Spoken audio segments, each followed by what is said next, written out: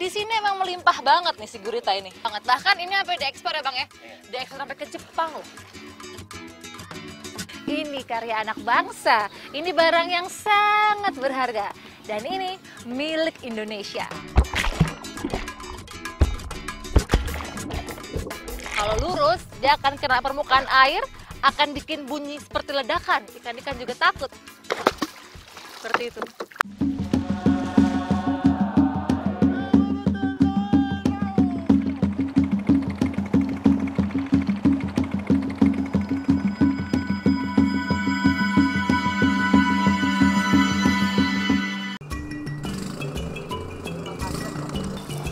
Inilah pesisir Sumatera Utara yang kaya akan potensi.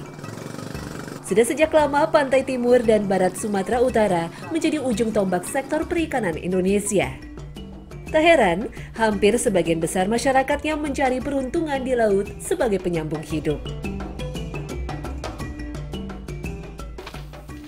Nih, saya bawa martil bukan buat benerin atap, benerin tembok, bukan.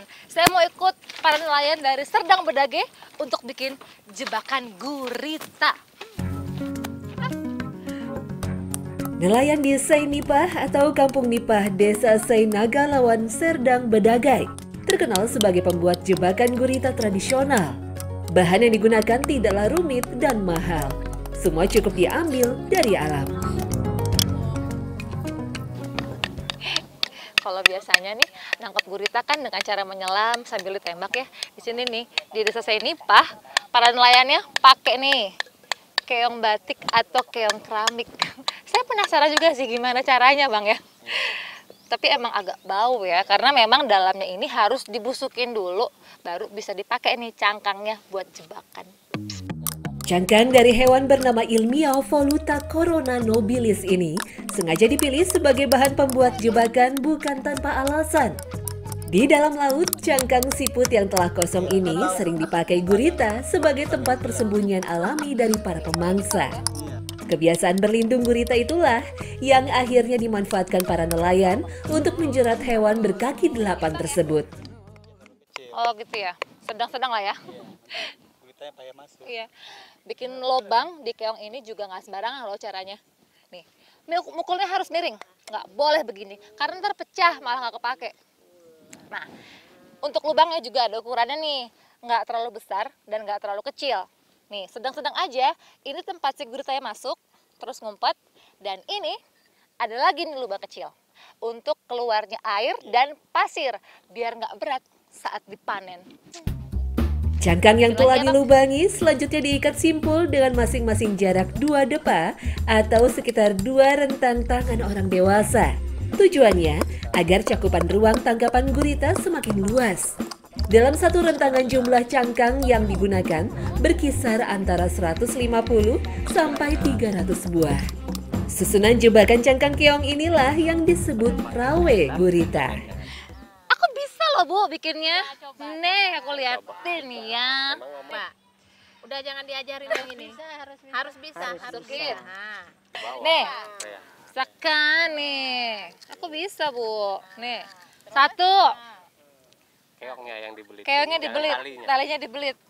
Oke lah kalau begitu. Artinya aku lulus? Lulus, sudah lulus. Baiklah. Mana lagi keongnya? Sore hari merupakan waktu yang paling efektif untuk menebar rawe gurita. Hal ini sejalan dengan sifat gurita yang suka berkeliaran di saat cahaya matahari berintensitas rendah. Yeay, sudah jadi rawe guritanya atau jebakan guritanya. Sekarang kita mau tebar di laut. Ayo, ayo Bang, kita tebarkan ini. 2 mil dari bibir pantai adalah lokasi favorit para nelayan untuk mulai menebar rawe. Di lokasi inilah kedalaman dinilai ideal, yakni sekitar 4-5 meter. Dan di tempat ini pula, bagian dasar laut memiliki struktur berpasir dan berkarang, yaitu lingkungan yang sangat disukai gurita. Iya, milih lokasinya tuh mesti spesifik juga ya. Iya, Kar- harus ada. karena si gurita itu memang habitatnya ada di atas terumbu karang. Dia suka yang banyak celah-celah. Jadi harus pas ya Bang ya lokasinya ya, biar dapat banyak panennya. Bila sebelumnya para nelayan hanya mampu mendapatkan gurita jika terjaring bersamaan dengan ikan, kini nelayan Serdang Bedagai rutin mendapatkan hewan laut yang dikenal cerdas itu. Keongnya habis. Sebenarnya sih setengah jam lagi udah bisa dicek sih. Keongnya ada isinya apa enggak. Tapi kalau mau dapat hasil yang banyak ya Bang ya, kita harus didiamkan dulu semalaman. Nah, Abang kemarin udah naro nih. Di mana Bang? Sana ya? Sana udah dibentangkan keong-keong juga. Sekarang kita mau panen. Panen Bang.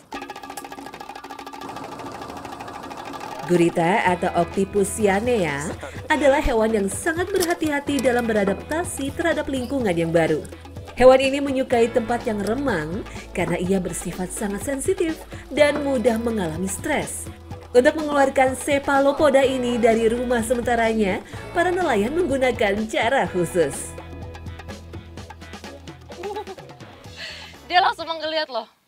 Ini nih yang bikin dia tidak bisa tenang hidupnya. Air garam dapur. Bisa gitu ya Bang ya? Ya, karena zat asinnya terlalu tinggi daripada. Kalau kata Abang, ini lebih pekat daripada air laut.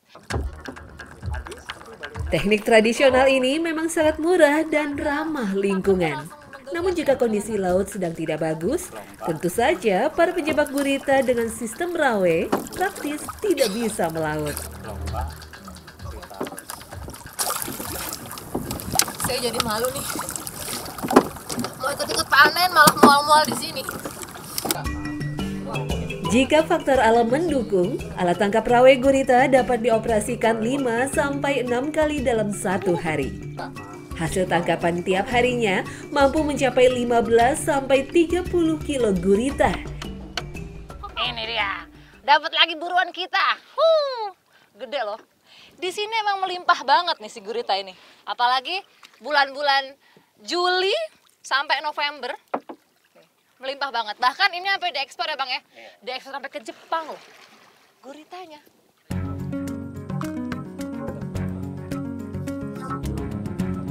Menikmati hasil laut segar adalah kenikmatan sendiri bagi keluarga nelayan. Seger banget nih guritanya nih. Siang ini kita pengen masak apa Bu? Gulai asam. Kita masak gulai asam. Tapi sebelum diolah harus dikeluarkan dulu ini si kantong tinta. Karena kalau nggak dikeluarkan nanti dia akan hitam gulainya. Bukan kuning, tapi gulai hitam.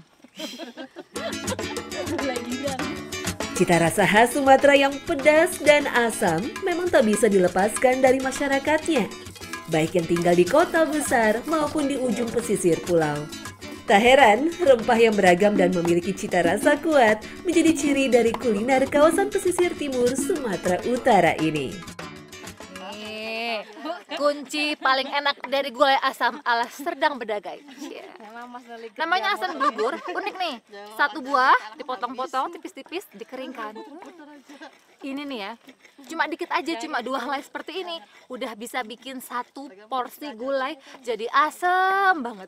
Ya Bu ya?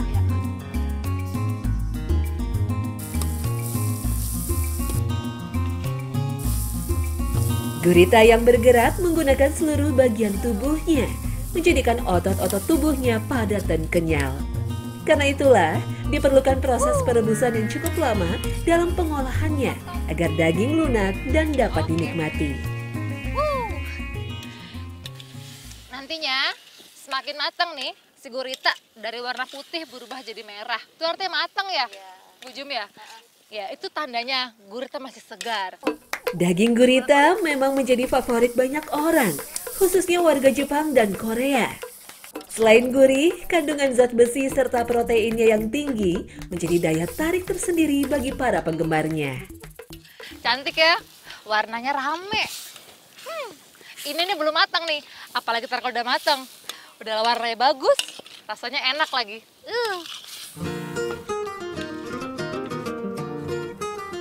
Walau kaya manfaat, namun konsumsi hewan laut ini tetap harus dibatasi.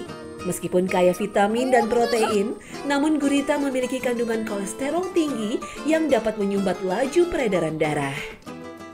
Rasanya enak, manis, ciri khasnya seafood segar, kerasa banget.